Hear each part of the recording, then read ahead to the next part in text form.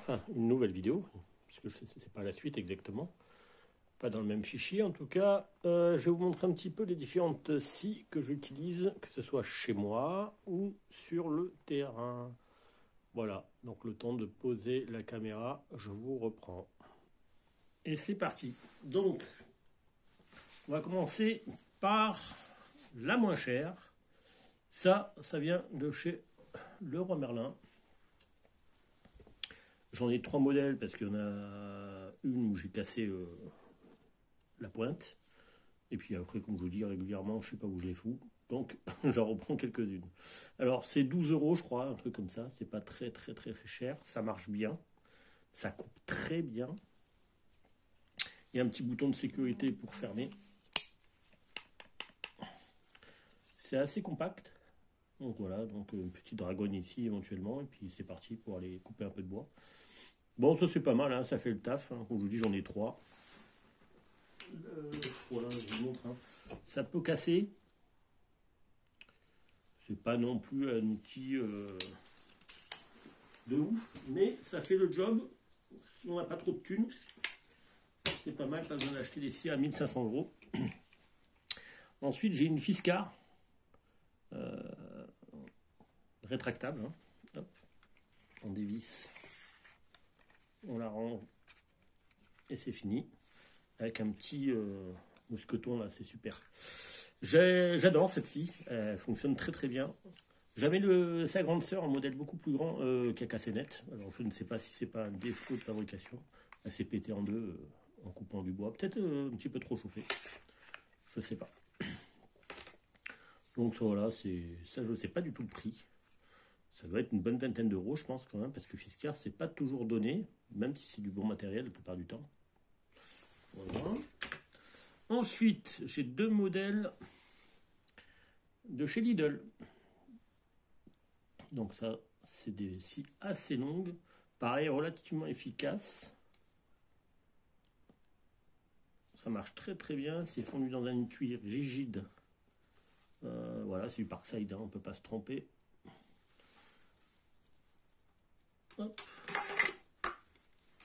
Un étui avec une bonne rétention aussi quand même. Un petit clip pour l'attacher quelque part. Voilà. Le poser. Alors je l'ai dans cette couleur. Et je l'ai aussi dans cette couleur un petit peu plus vive. Voilà, celle-ci elle a été utilisée un petit peu aussi. C'est vraiment des bonnes scies pour le prix. Alors je ne pourrais pas vous dire hein, sur Lidl, ça doit coûter peut-être 10 €, je sais pas. J'en ai aucune idée, je ne me rappelle plus. Mais c'est des bonnes scies, je trouve, avec des étuis, encore une fois, avec une bonne rétention. On peut y aller. Voilà, bon, c'est du plastique, hein, mais bon, c'est sympa pour le prix, ça fait le job. Pour la maison ou pour le camp, c'est pas trop lourd. Hein. Ensuite, ça, c'est 2 scies que j'ai acheté sur AliExpress, des scies pliables.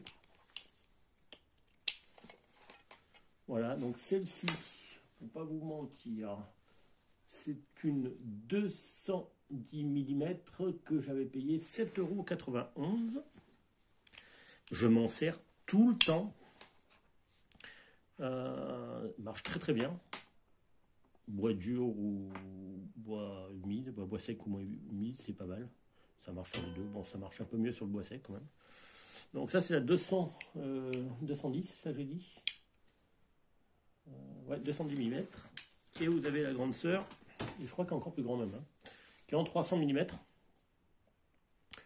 Celle-ci, on voit que je l'ai encore plus utilisée. Le petit revêtement de protection anti-rouille, bon, ben, il a sauté plutôt de ce côté-là d'ailleurs. Je n'ai pas compris pourquoi il saute plus d'un côté que sur l'autre, mais bon, voilà. Alors ça, celle-ci, la 300 mm, je l'ai payé 11,68 €. Donc c'est très peu cher. Si vous voulez les liens, je ne les mets pas d'office. Hein. Il suffit de me le dire en commentaire et je vous les mets dans la description à ce moment-là. Voilà, j'ai rajouté une petite dragonne quand même, toujours, pour faire bien. Donc j'ai pas énormément de scies. Ça c'est plus une scie que j'utilise chez moi quand je fais du bricolage. C'est une scie japonaise. Donc Parkside aussi, hein, voilà. Je vous le montre.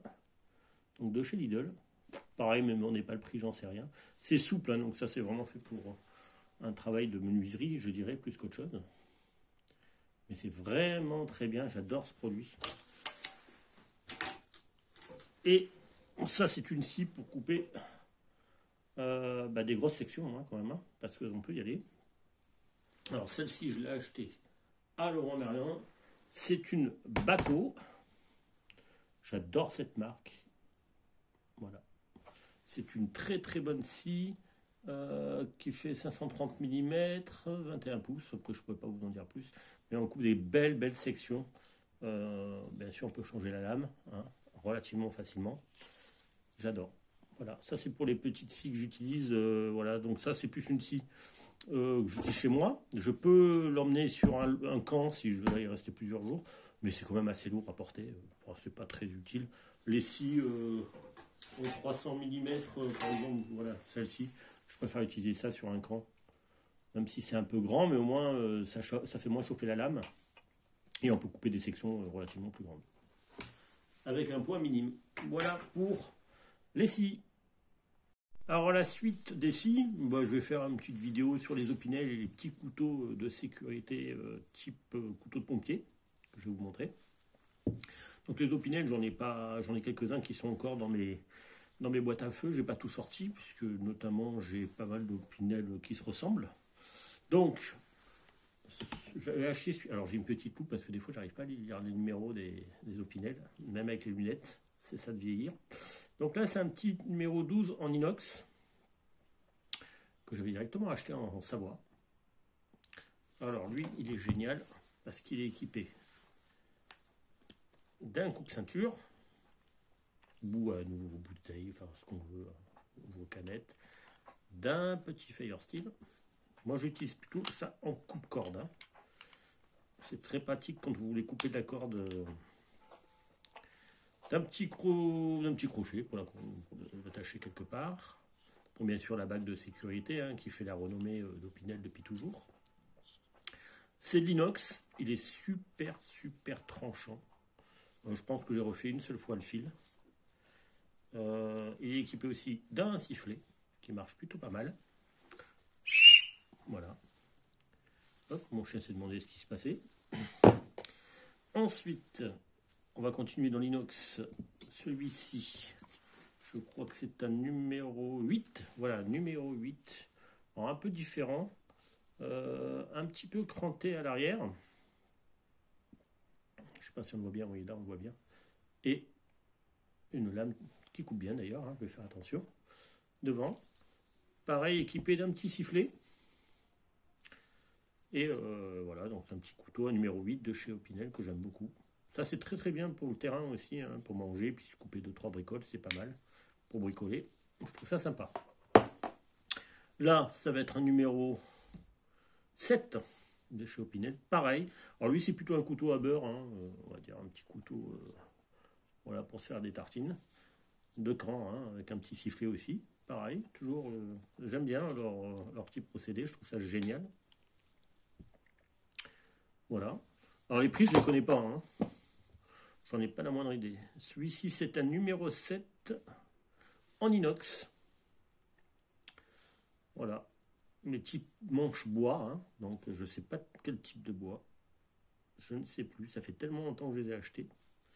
Il m'en manque, hein, d'ailleurs, dans le lot. Je vous dis, il y en a plein qui sont dans mes boîtes à feu. Donc, si vous regardez la vidéo sur mes boîtes à feu, vous découvrirez les autres opinels que j'ai. Et celui-ci, c'est un numéro 6, si je me trompe pas, excusez-moi, le vieux, il a besoin. Voilà. Numéro 6, en carbone.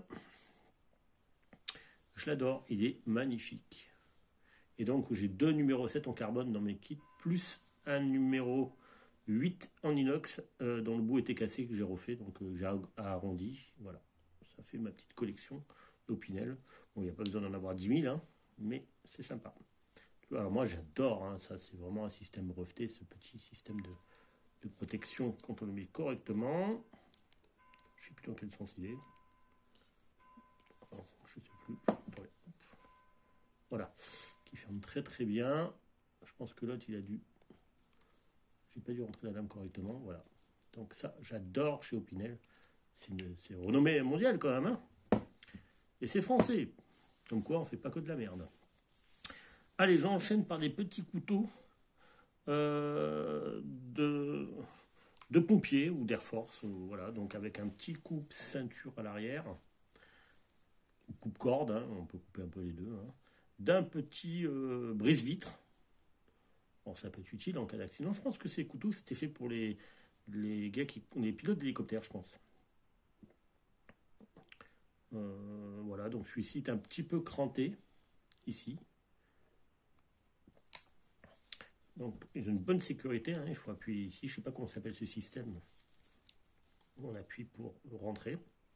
Et il est pas mal, hein, franchement. Je ne sais pas ce que c'est comme type d'acier. C'est pas marqué. Donc ça, j'en ai 3 comme ça. Toujours dans le même style, hein, donc le petit brise-vitre, le coupe-corde. Pardon.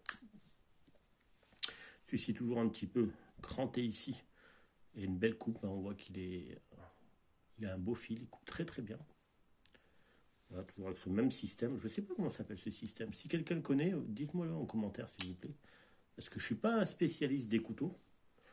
Donc je ne saurais vous le dire. Pareil, encore un autre modèle, hein, parce que je suis un peu collectionneur aussi. Hein.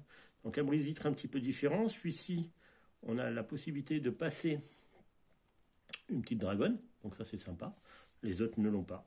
Donc c'est à noter. Toujours le coupe-corde ici, hein, ou le coupe-ceinture. Un petit système où aussi on peut passer une dragonne, hein, voilà, et qui permet d'ouvrir. Hein. Alors je pense que c'est à peu près tous pareil, hein, ils ont toujours un petit peu un côté cranté ici. Et une lame relativement bien affûtée. Alors c'est pas très grand comme lame, hein, mais c'est sympa. Si vous voulez, pour une fois, moi je fais de la pub de temps en temps pour des chaînes. Hein. Il y a une chaîne que j'adore autant par la qualité de la présentation des couteaux que l'humour, c'est la chaîne Le Goût des Lames. Alors lui, il présente du matériel beaucoup plus haut de gamme que moi, hein, et dans tout style de lame, il est très très gros collectionneur. Donc je vous conseille vivement d'aller voir cette cette grosse chaîne.